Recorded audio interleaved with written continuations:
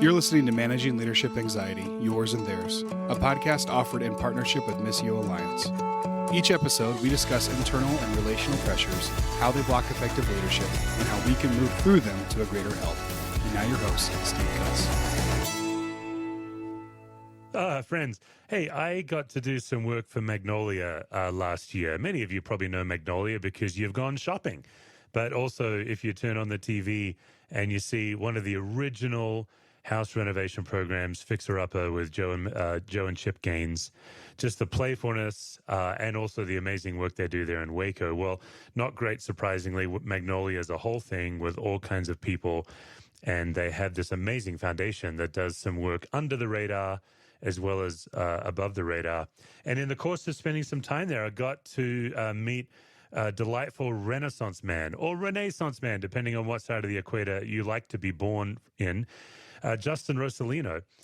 Justin's my guest today, and the reason I'm delighted, apart from just having, we got to have a meal together and just had so much fun at that meal. My wife and I still look back on that evening as one of our great highlights of last year, just the company around that table. Oh, yeah. But also, anytime we would throw a conversation toward Justin, he had something very thoughtful and also very witty to say about it. So I kind of followed up with Justin. I'm like, you're the kind of guy I'd like to interview on the podcast. And if I remember right, Justin, your response was a bit like, why? Something like that. You were kind enough to send me your book.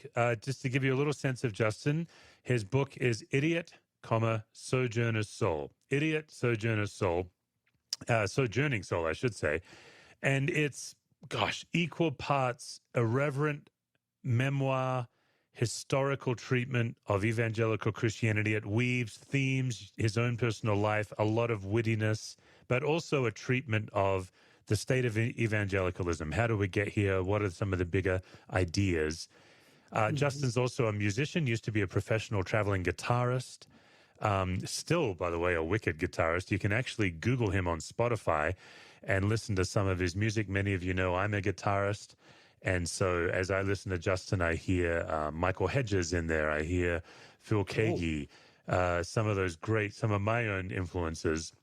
So I thought, I just want to get Justin on the show. I think we're going to have a great conversation. So first of all, Justin, welcome to the Managing Leadership Anxiety podcast. Well, I'm super excited to be here, Steve. And I had similar recollections of our dinner. It was just a blast and felt very rich and playful and deep. And like I could have sat there for hours and enjoyed you guys. And your wife is a rock star too, man. She's amazing. Yeah. She's my secret weapon in so many ways. Yeah. Wonderful person. Yeah. So let's just start by just giving people a framework of what you do now. Obviously, there's a lot of things we could chase, but tell us what you do for Magnolia now. That'll get us oriented, and then we'll jump in. Sure. So Magnolia, which obviously is this sort of Chip and Joanna Gaines empire of home decor, lifestyle, etc., which is wonderful, impressive, and massive. Chip and Joe also are very big-hearted, generous people who care a lot about others, about their neighbors, about their community. As counterintuitive as it sounds, Joanna is actually pretty introverted and self-deprecating and does not seek the limelight when it comes to being recognized for philanthropic efforts. And Chip is the same way, except he's extroverted. And so, but they really do care and about the community and about well-being of others.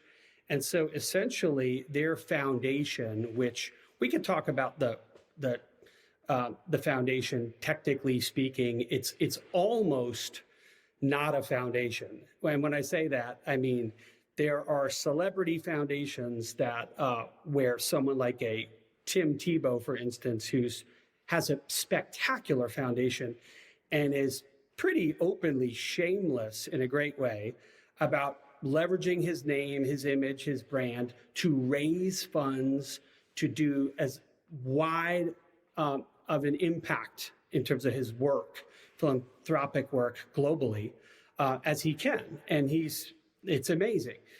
Chip and Joe tend to be more private, more, oh gosh, we don't want to necessarily be recognized for what we're doing under the radar, which I think is laudable and honorable and endearing. And so we're small, and it's really just me going out there looking for ways, with a specific focus on Central Texas, Waco, looking for ways to improve access to opportunity for Wacoans and Central Texans, because we are an area of the country that struggles with poverty, which for a lot of historical reasons and otherwise tends to fall along racial lines. So that's a very long-winded answer and maybe not helpful. No, I think very helpful. Here's where things get really interesting really quickly, Justin, because you and I know people aren't sure. We are both as white as they come. I mean, I am so white, I'm almost translucent. You too are white. You're an Italian New Yorker is your heritage. You're also a former professional traveling musician who then went into classics, which makes a lot of sense for anybody. That's a natural move for a traveling guitarist to then go into classics. You went into higher ed. You did a lot of work in private Christian schools. Now you find yourself leading this foundation almost as a one-man band, and you're tasked with shifting systems. Ideally, that's what you're trying to do. It's way beyond charity. You're actually trying to shift structures, and next thing you know, you are immediately in the middle of a complex conversation around race. Tell me how that first began for you. So are we talking kind of life story stuff, or with respect to my current position in Waco, or going back to my earlier interests in race, economic empowerment or disempowerment, et cetera? I think it would be interesting to hear a little bit about your earlier and then how that connects to what you ran into here. Yeah. So bottom line, I was raised in Long Island, New York, in a family that did cherish diversity, which I know can be a vague sort of and confusing buzzword these days. But my parents just loved culture, and New York is a very diverse place, obviously, and proximity. We're all on top of each other, even in the suburbs, kind of. And so my father was a rhythm and blues musician, guitarist. He played in an R&B band in Harlem in the early 60s, which as a skinny white teenager, it was just him. So he played the Apollo Theater in like 63 or something, and which is an incredible story. And I think he was 18 and the only white guy in the room. And so he brought us up with a love of music, culture, the arts, but also like, hey, pay attention to people who don't look like you or act like you. They have a lot of insights. Humanity is to be celebrated and enjoyed.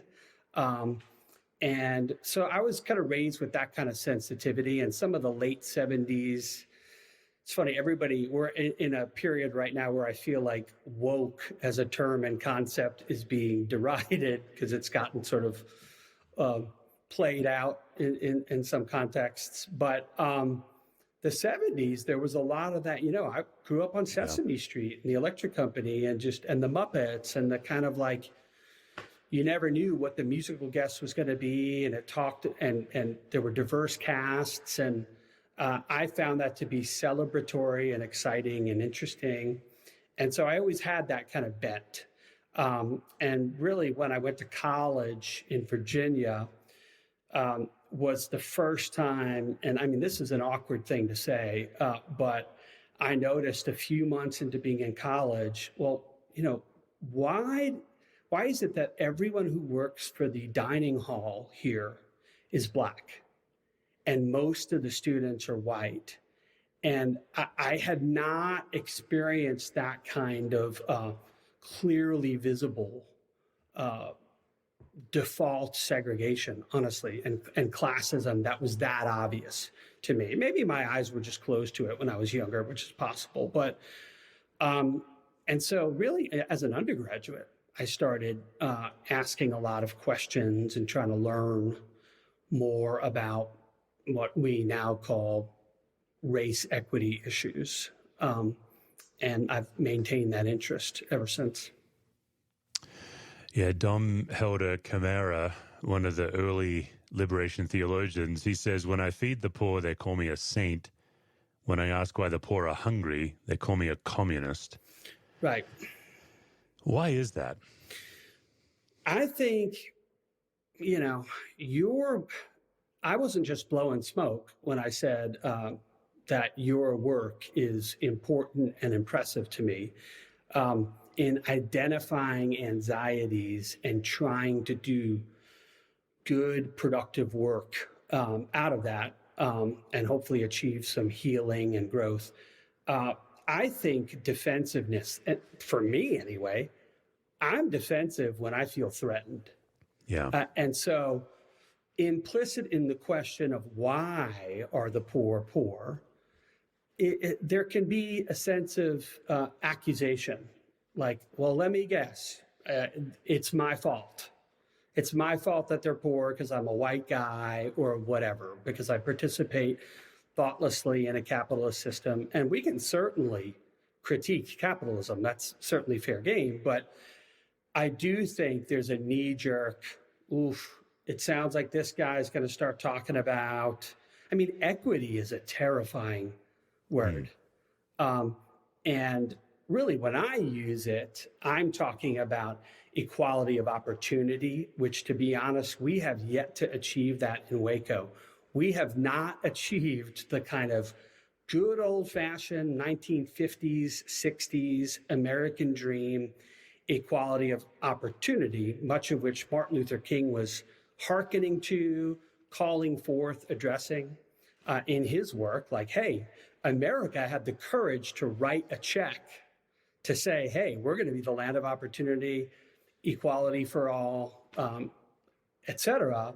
But we haven't really cashed that check. We haven't brought that dream that the founders and framers had the audacity to dream. We haven't brought that to fruition. And I would say that of Waco, we've got serious issues of poverty and lack of access. And a lot of those are systemic. And so when you start poking around with those, it can be very threatening, which again does make sense to me, to longtime Wacoans, many of whom are really good, kind people. Yeah. And are, can feel like, hey man, you're the obnoxious Italian New York guy who's been here 6 years. How about you tap the brakes when talking about the why? And maybe learn to be polite first, which I could certainly stand to use lessons in politeness. But that's my, again, verbose answer to the question you posed of why is it that the tone seems to shift and you're easily accused of communism? Plus, we're living in the wake of a century plus of a modern phenomenon of the spread and then decline of communism. And a lot of people, that's still alive in our public consciousness. And I'm not a communist. I doubt you are. I have no interest in lighting that fire again.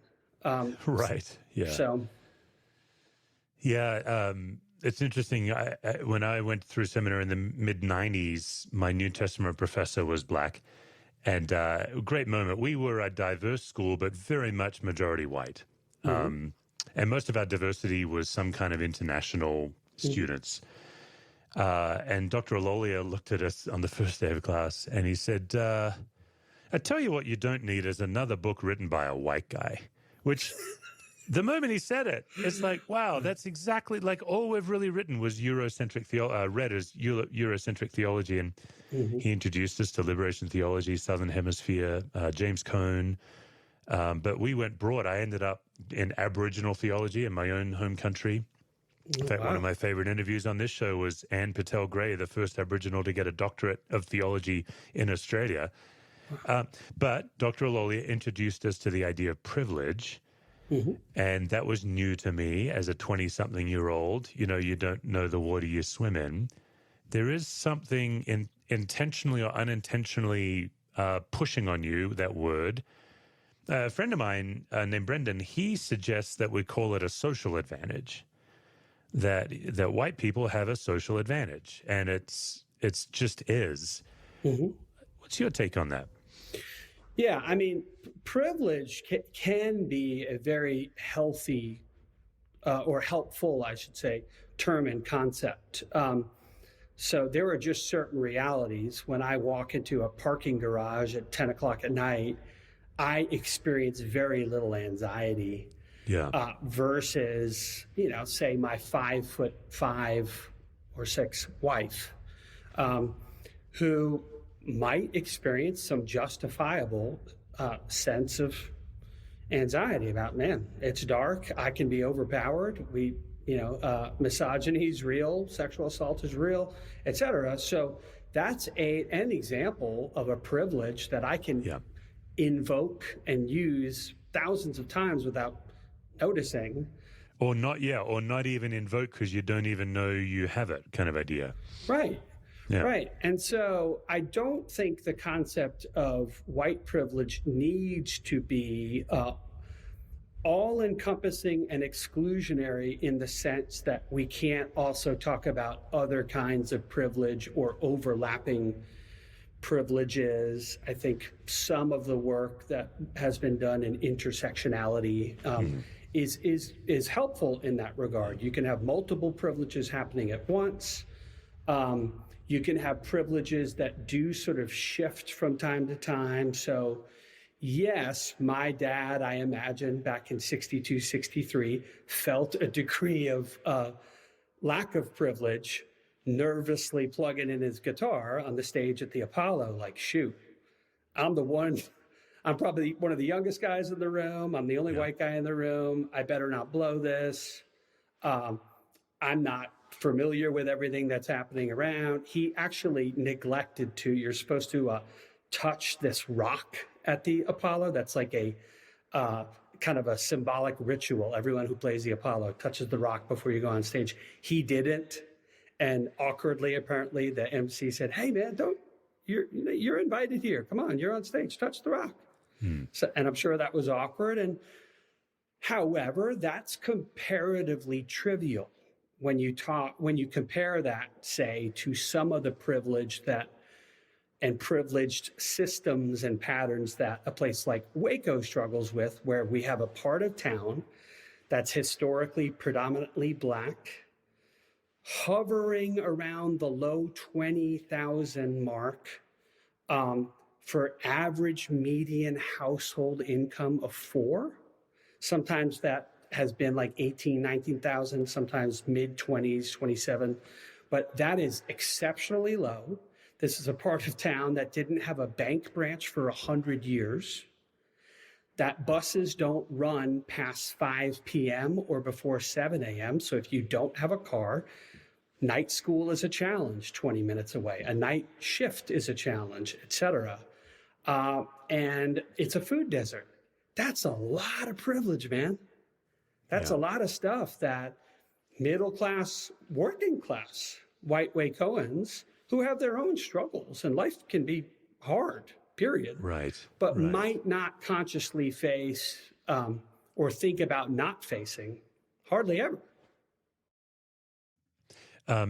Define a food desert for us. There might be people, particularly those in North America, might be quite shocked to learn what this is. Yeah, but man, you want to talk about a complicated problem. So food deserts are typically urban environments, so parts of cities or large towns where there is no grocery store that sells essential healthy staples, whether that's milk, bread, butter, fruit, vegetables, fresh meat, non-processed, non-junk foods. There's no grocery store within walking distance. So it can be 2 or 3 miles or more in any direction to get to a grocery store.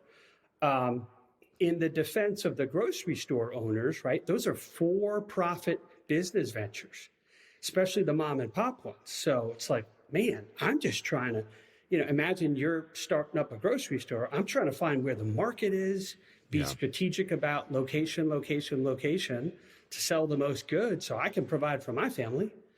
I wasn't even thinking about the fact that, wait a minute, there are areas of town that have no access to grocery stores, period, or no ready access.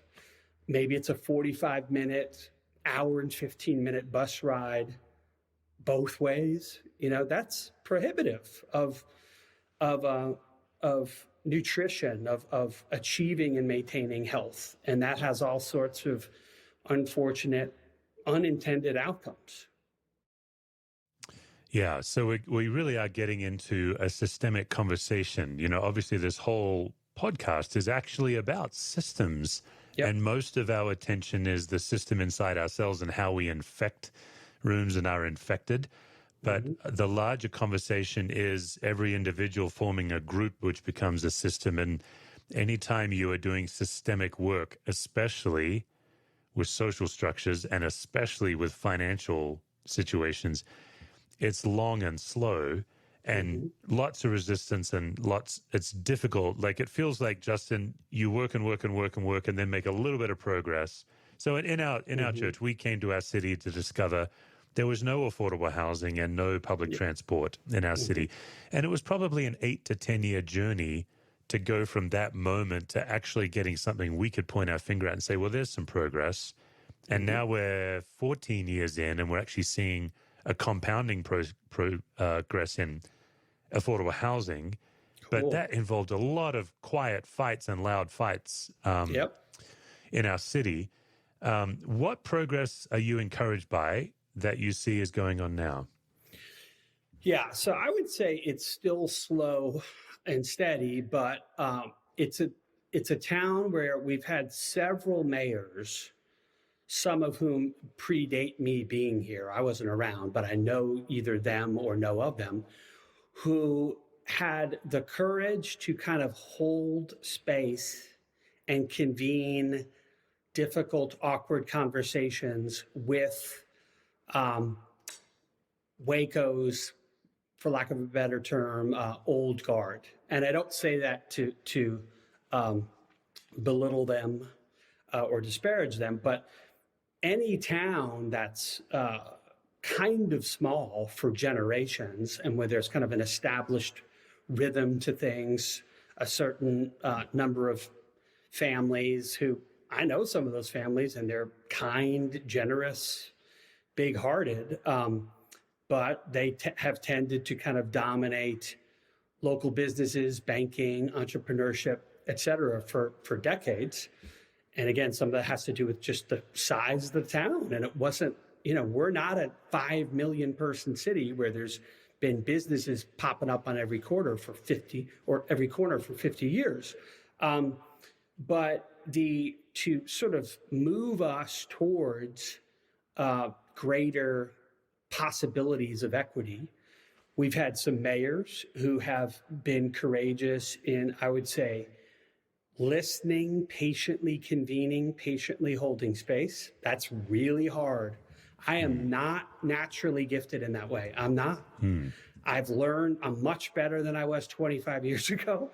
But, and so they've helped with, to support and rally around initiatives that I think have been impactful. Like we had some race equity workshops in the city starting in about 2016. This is pre-George Floyd. There was still a sense at that point that, man, we have problems in America, contemporary problems when it comes to race equity, police violence, et cetera. But in some ways, it was an anticipatory move. It was before the real 2019, 2020 explosions that we saw of Black Lives Matter, Me Too, et cetera. But these workshops, some of which were funded by the very businessmen and women who've lived in this city for generations, have benefited from inherited wealth, inherited businesses, and who would be really easy for me to disparage and dismiss as like, you're part of the problem, shut up and go away. Some of those people funded these programs and workshops to convene city leaders in intentionally curated groups that were multi-ethnic, diversity of thought. And those helped forge new relationships and partnerships. And now we're at a place where our local city government, which has been very small, mostly volunteer positions that are unpaid. Our mayors have been part-time, unpaid, and to this day, as are many other, what are they called? Not commissioners, councilmen and women who serve the city.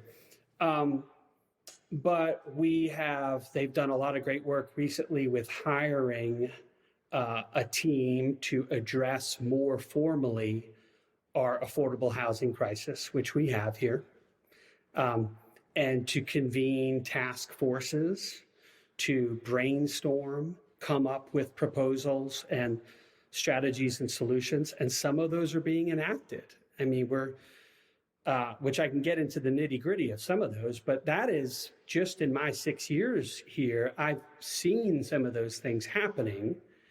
I'm not the most patient guy in the world, so some of that I wish was happening much faster. Yeah. But yeah, I'll stop. No, it's really good. I mean, I'm just managing my own brain, Justin, as I hear you talk, because the two things that are going through my mind are 6 years is actually quite quick for these kinds of moves. But of course, what's also true is almost always in these situations, there's, for want of a better word, people of peace that you find when you come into a city. First of all, Justin, if you're a New Yorker living in Texas, I believe the fastest way to become a Texan is to listen to Lyle Lovett 24/7. I think you can't go wrong with Lyle. He's actually, all jokes aside, one of my all-time favorite singer-songwriters. The man. Isn't he, though? Thank you for that. I appreciate the endorsement. And my dream as a preacher is when I go long is the sound man just plays the song Church. Oh, man. Just passive-aggressively as I walk off the stage, but I digress. But the second point I wanted to say was what my experience is there were already people in this city with a similar heartbeat, or people showed up after I showed up. And man, that coalition. Yes. And I love how nuanced you are about this. It's not broad brush. Systems thinking has no interest in blame and demonization. It's always about taking responsibility, looking at the resistance, dissolving resistance. So it sounds, just hearing you talk, it sounds like there are a number of people already doing this work. You're joining it. You're chipping away at your own. Let me jump to the end of this because I also want to grab a couple of other topics with you. What would be, if you take your average under-resourced person of color, how would you measure, okay, success? Okay, we made a difference here. What does that look like for that person?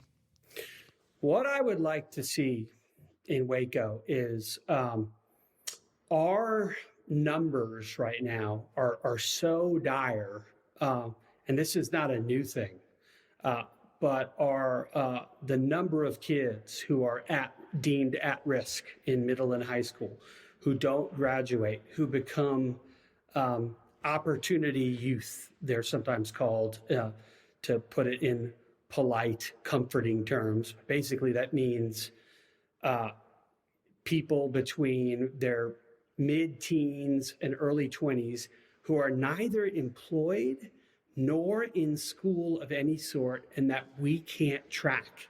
We can't figure out how they're living or what they're doing. We have thousands of those at any given time.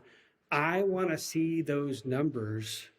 I mean, it's kind of an unsexy goal to put it in terms of math, but I want to see those numbers go down drastically. I want us to be a city where it is a given that if you have at least one adult in your household who is interested in your flourishing as a child and as one day an adult, and you have a normal average amount of initiative and willingness, you can pursue a meaningful, satisfying trade, vocation, higher education trajectory toward not only gainful employment, but adult flourishing.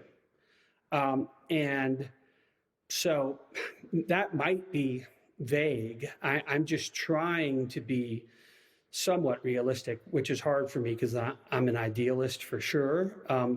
But I do think that would be, and if we could see in 10 years some of those shocking statistics and negative numbers cut in half, that would be huge. If we could, in the next 10 years, somehow get an additional 1,000 to 2,000 affordable units, that's going to be hard, man.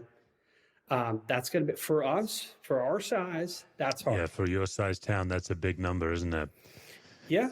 And I would like to see us, a majority of our public school students, on a trajectory toward flourishing, which again tends to mean either college acceptance, admittance, or a relatively smooth transition into trade, vocation, entrepreneurship, et cetera.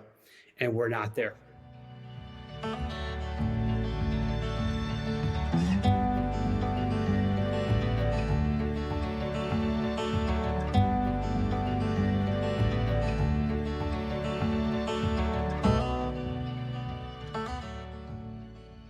Justin, the problem with having a Renaissance man on the show is we could take any one topic and spend a lot of time on it. Obviously, systemic poverty and social enterprise in a local context is its whole, not just episode, but a whole season. This is such an essential work. I know many of us keep ringing the bell that this is the work the church should be doing. We believe it's profoundly biblical. They're matters of justice and systems. But as a Renaissance man, we have many other topics. I fear we're not even going to get to your book, which was this delightful read. But it's interesting, the themes of this, the way you are cultivating various streams into one theory. But I would like to get your take on the state of Christian music nowadays. You have been a touring musician. Some of your work was in the Christian music world. I'm confused why in the 80s and 90s we had phenomenal diversity of music within the Christian music world. And I understand the arguments about, is it Christian? You can't baptize music. But I'm just talking about people who were Christians making music for a Christian audience. We still had alternative. I'm thinking the Lost Dogs. I'm thinking Steve Taylor with his punk, Charlie Peacock, that in many ways had all of that Motown influence pouring out of him. It feels like so much of that has gone away. What's your take on that? Before I offer my take, I'm gonna brag about two things real quick, just for fun. But one, I happen to have visited Charlie Peacock's studio. So Charlie is an accomplished songwriter, spectacular producer, and player, great piano player. But I happened to go by one day, and I don't know Charlie super well, but it was a day where he was editing a cover version of a song he had written called In the Light that he wrote for DC Talk, or at least they recorded the most well-known version of it. And a cover of that tune by Bella Fleck and Phil Keaggy. I've listened to it. That's right, that they did for a tribute album to Charlie, which I thought was wonderful.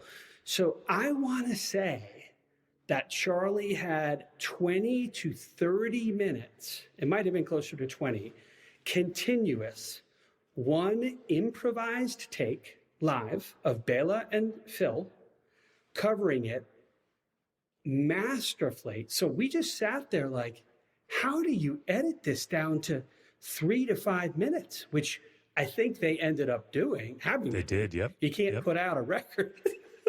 I guess you can if it's the 70s, a prog rock record of one song. But, and I was just like, dude, I mean, to have these two guys in the same room, Phil Keaggy and Bela Fleck, I just thought, what an honor for Charlie. And he was sitting there basking and overwhelmed, like, this is so cool and hard that I have to edit this. But anyway, the other thing, Matt Rawlings, who I also don't know very well, but an Lyle Lovett's pianist. ace pianist who was kind enough to play on one of my records and killed it, like with no prep, no context, just came in one day, sat down at a piano that wasn't his, and it was, beautiful. And he's a very gracious, brilliantly talented person. But I digress. Enough bragging.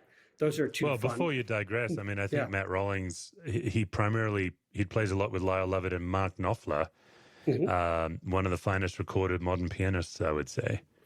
I agree. And I just got to know him, friend of a friend of a friend, and really liked him as a person first.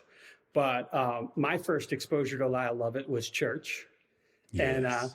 And then I was like, this is just cool country. If whatever it is, as a Long Island guy, I was like, I don't know what this is. I guess it's country, but it's awesome. But he is no joke. Yeah. So it does seem that Christian music has shrunk in genre. And I mean, I'd say I really enjoy and benefit from modern worship music. I love it. I love listening to it and singing along to it. So it's not it's not a slap on what is being played. It's a slap on that's almost the only thing being played. Or am I missing something? No, I mean, I think you're right. So there's always this unintentional thing. Maybe it's not entirely unintended, but it's a drift in art that tends to be inevitable when something goes from being organic folk art, meaning that it kind of emerges organically from a community to serve certain artistic and social ends, which I would say, whether that's old hymns or spirituals, or in the 60s, out of the Jesus movement, quite spontaneously emerged this new thing called Christian music, where you had these guys who, Keith Green being one of them, he might have been a little later than that, but who were musicians and artists and freak weirdo, big open Russell Brand types first, right? Then became believers, right? And then, man, I'm going to pour myself into my art still, but do it in a way that allows, or I guess facilitates, the experience of Jesus for others. And that was wild and all over the place. And a lot of people didn't know what to do with it. Some of those early guys were playing in clubs and whatever. And then as organizations, institutions, systems get better and more efficient at producing whatever the goods are, the X, the utils, the widgets they're making, there can be a kind of slide towards a compressed, more predictable version of that thing. It makes marketing easier, makes everything easier and more efficient if you kind of just, can you keep it to 3 minutes or 4 minutes? Can you make it something that almost any guitar player can play quickly to facilitate worship in their church, which is wonderful, but also to be as easy on the ears and digestible as possible. And so I would argue that there has been a compressing, a sort of, if you think of compression and if you think of sound as these waves that undulate and go up and down, and compression as making those waves and those up and down turns smaller and more compact. That kind of happens with music, so it becomes more and more predictable, follows a similar pattern and structure, and that can rob it of some of its diversity and originality. And it's a real struggle, even for guys like Charlie. I mean, he's spoken and written about that candidly. Like, we want to do great music. We also don't want to alienate listeners. And to some extent, we're trying to serve listeners. There can be blurry lines between entertaining and trying to pay your bills, selling product, and also being true to your art and true to your sense of being in service of God and being authentic. That stuff gets hard. So I do think there's been a lot of that. I mean, you think of the first Jars of Clay record, which felt so odd and fresh. And I mean, I'm a fan. I think they outdid themselves with some of their later records, actually. Agreed. Yeah, phenomenal. Yeah, but that was like pretty organic. Some artsy guys that went to a small Christian college. One of them happened to be a distant relative of Adrian Belew, if that's how you say his name. That's him, yep. King Crimson, amazing musician, vocalist, guitarist. So there was some artful influence there and some access perhaps to label recognition, and that is hard to defend, to protect as an artist. It's hard to like, how do we keep this thing alive without it being corporatized? And oh gosh, now we're having kids. How do we continue to pay the bills and sell tickets? Jars, I would say, kind of figured out how to do that better than almost anybody I've seen. But radio stations, they have to pay their bills. They got to keep the lights on.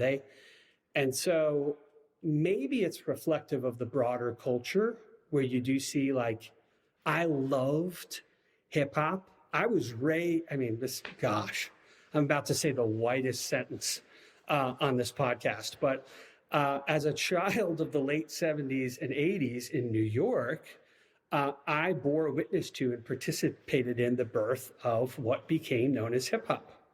So I was a break dancer and we had to listen at midnight. We can't just let that sneak on by, Justin. You just declared publicly you were a break dancer? I did, and I was really young. I was a little kid. Can you still break dance? The more important question is, can you still do this? Do you have a piece of cardboard nearby? I don't. I've thought before of like, man, I should. I would like to see that. Yeah. You might pull a muscle, but it's worth it for all of us, I feel. But, out of that, very loose, very diverse.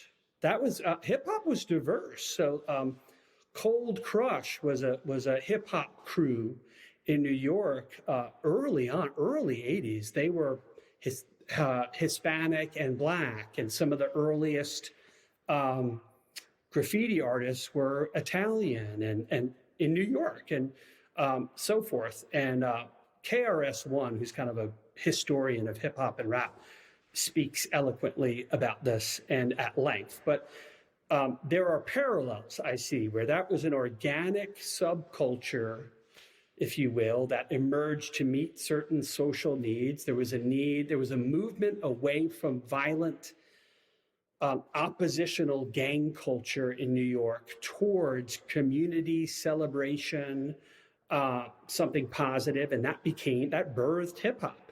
And now we're in the midst of, hopefully on the tail end of, mumble rap, which, dude, I'm sorry to mumble rap fans, but maybe I should bite my tongue, but it's starting to sound the same, man. Like every song has the same few lyrics mumbled over and over again. And it's just like, that is not the same as a Tribe Called Quest or Wu-Tang who are sampling, or the Beastie Boys, who were sampling hundreds of diverse records from the jazz space to classic rock, Led Zeppelin, whatever, and making new art that was like brilliant and stunning. That's a struggle right now, I would say. And so that is talk about long-winded. There's my answer to what's going on with Christian music. Yeah, great. Thank you. And we've run out of things to talk about, Justin, which simply means that there's no more pushing off the abyss that is the gauntlet of anxiety questions. So if you're willing to brace yourself like a man, let's do it. Let him fly. So, okay, well, I think I'm just looking at my list here. I think we've got time for 3 or 4. Great. Let's kick off with a simple one. Let's look at your family of origin. Could you name for us one trait from your family of origin that really helps you and one that always gets in the way? Yeah. Okay. Playfulness helps.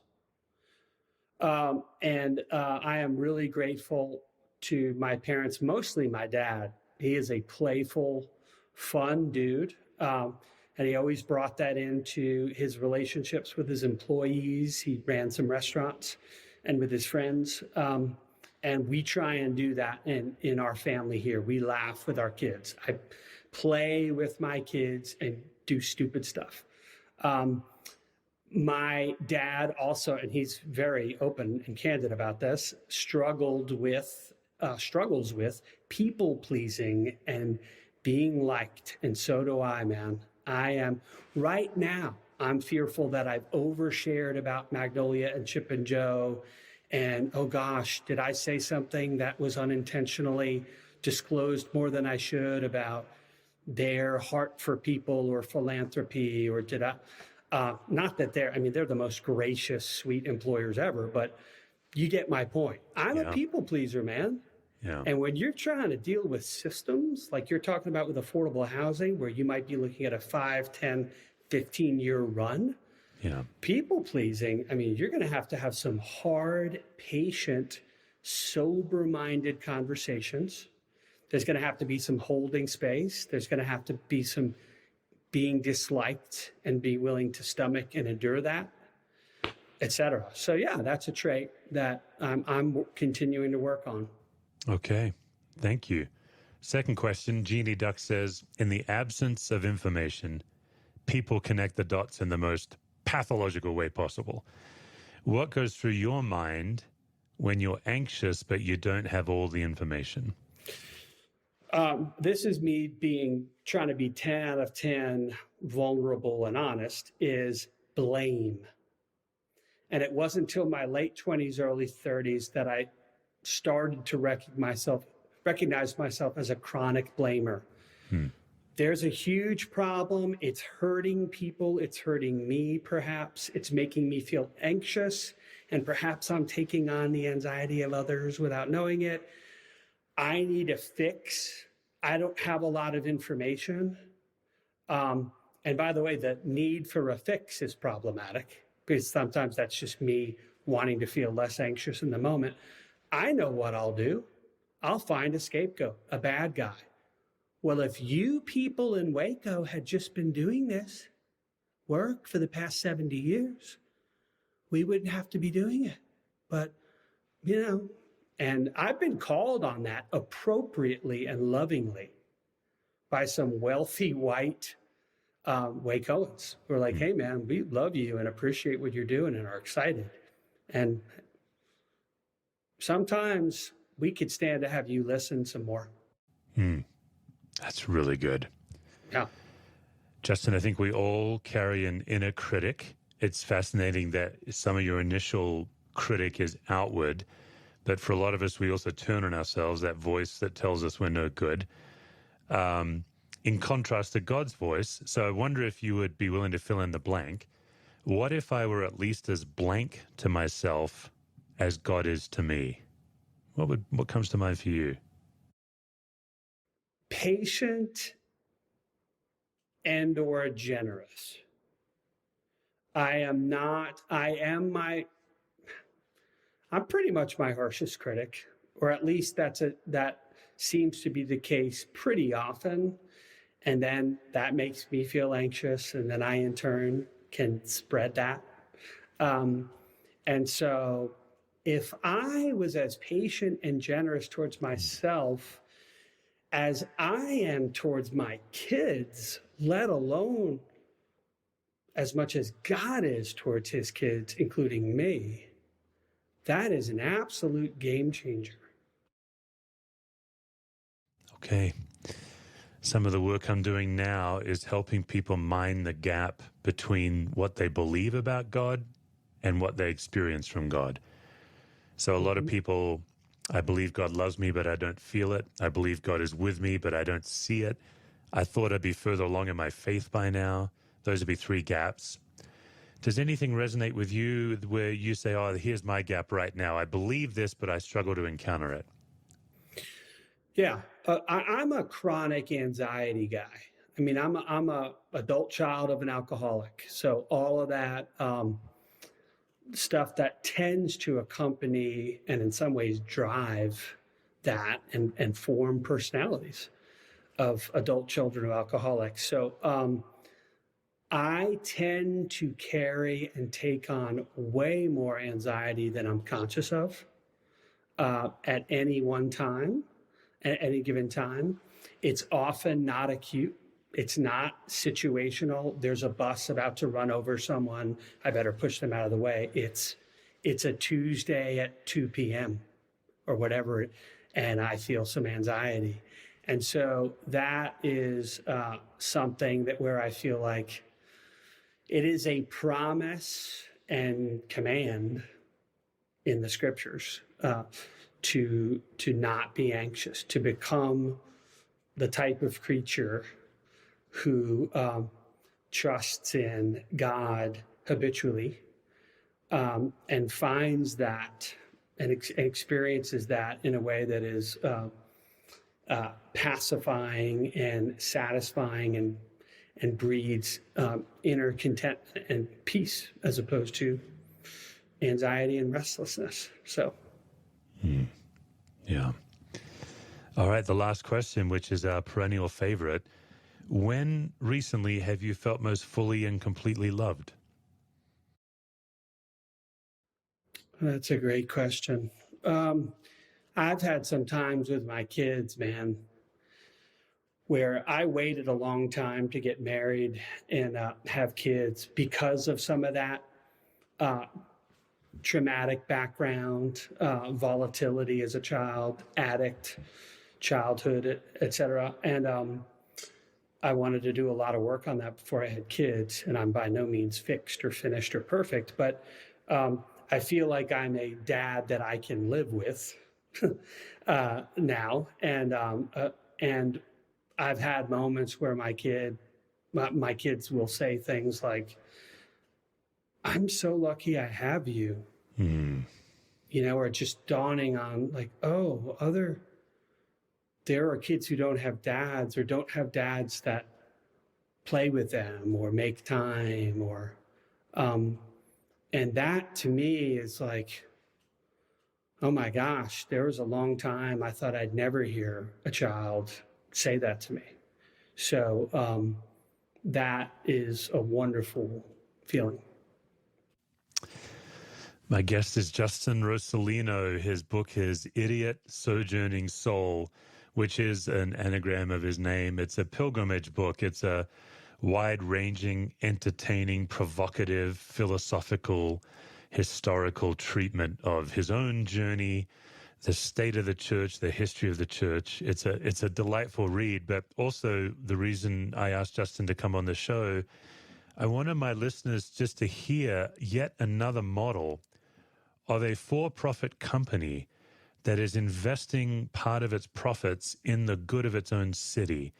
So much of our focus as pastors, which a lot of my listeners are, it thinks church, church, church, but our churches are filled with business people who want to make a difference. And I know Justin's uneasy about expressing a lot about what Magnolia does because they enjoy the left hand not knowing what the right hand is doing, so they appreciate anonymity. But here is a company that's taking seriously their own city, wanting to do not just charity work, way beyond charity, but actual systemic change. And so Justin, one of the people helping them with that. Justin, this has been the treat I thought it would be. Thank you so much for joining us on the show. Likewise, I've loved it. Great to talk to you again, Steve, and I hope we get to connect again soon. For more resources, visit stevecusswords.com or missioalliance.org.